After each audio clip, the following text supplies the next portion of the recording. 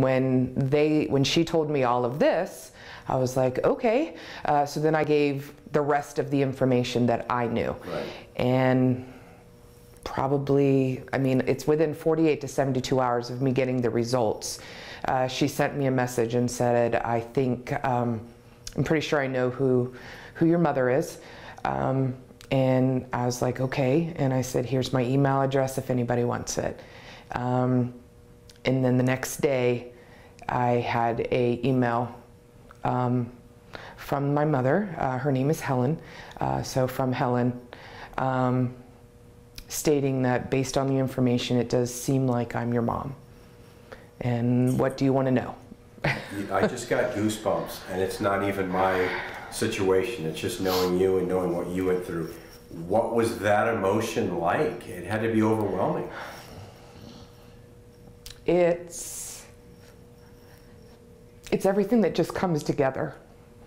And, you know, where you come from, who you are, things of that nature. So for, you know, 47 years, I didn't know anything, and literally within 72 hours, I had found her.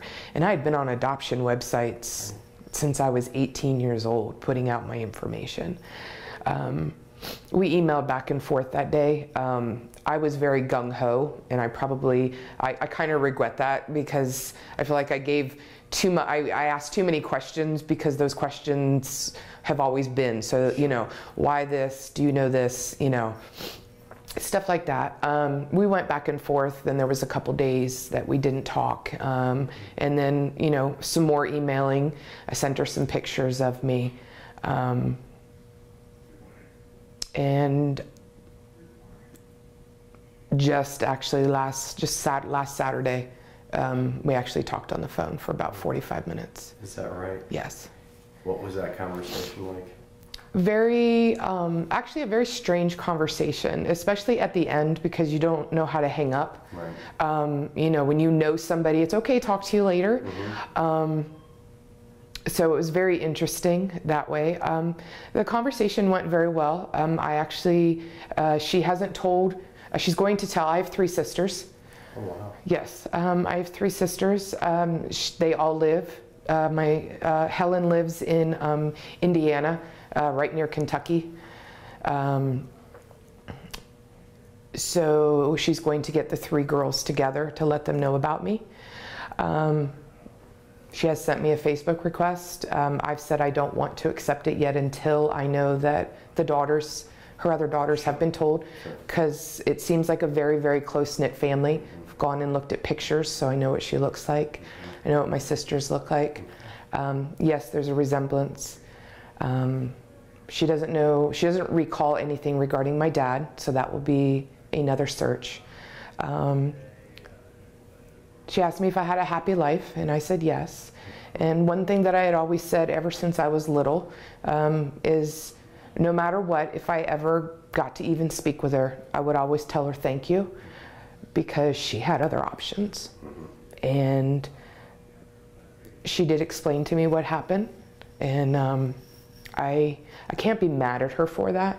Wasn't sure how I was gonna, you know, react to different things, but I can't be mad at her for the decision that she had to make.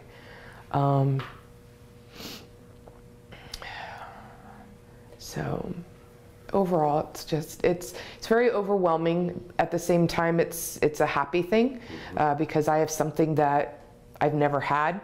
And even the person that I reached out to, their father has since emailed me and said that they, you know, how it all came about, who they called to kind of figure out who I was. Right. And everybody just wants to welcome me to the family, and that's very... Yeah, that must be really nice. It is. It is. It's a very interesting, not sure how it's all going to go, but, you know, like I said, the fear of rejection is always one of those things where people just going to be like, oh, you don't exist, you've never existed. Yeah. And they're not, you know, so far the people that I've spoken to, or not spoken to, but emailed back and forth, seem to be very open. Can you tell me a little bit about the situation? My sister is my oldest sister. I have an older sister who's 2 years older than me. Okay. She'll be 49 this year. And my mother was living with her sister at the time. The sister was in an alcoholic abusive relationship. There was already 4 kids from her. So there was 5 kids already in the family. And then I, appeared. She said she didn't make that decision as soon as she found out. It was just as the situation got worse there, and then they finally were able to leave, and then it was just these 2 women taking care of 5 kids. And so, as it got close and in the hospital, that was the decision. She signed the papers. I never asked, I haven't asked yet if she ever held me. I did find out though, my name was supposed to be Roberta, because I did ask. And the interesting part of that is my middle name, she wanted to give me was Ann without an E, and that is my middle name. So the universe worked in its own little way to make sure that I had that middle name. And it's, like I said, it's very overwhelming, but there's a lot of sense of ease now, because you're no longer longing to figure out who you are and things of that nature. Right. And you said that no matter what, you were going to thank your birth mom if you ever got a chance to speak with her. But hearing her story had to make you understanding to some extent about the situation. Maybe you wouldn't have handled it that way, but certainly you understand why she handled it that way.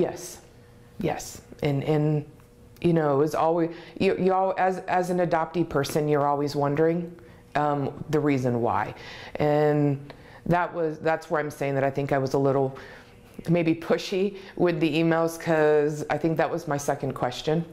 But I took it as, if I never speak to this person again, I need to get my answers, so that I have, a partial complete, until I can find out who my father was. I don't have a full complete, but I do have a huge chunk, and I have a huge other family that, I look forward to getting to know and going from there. When you look at this whole process, when we started and you didn't really have an inkling of even looking to this far, to where it is now,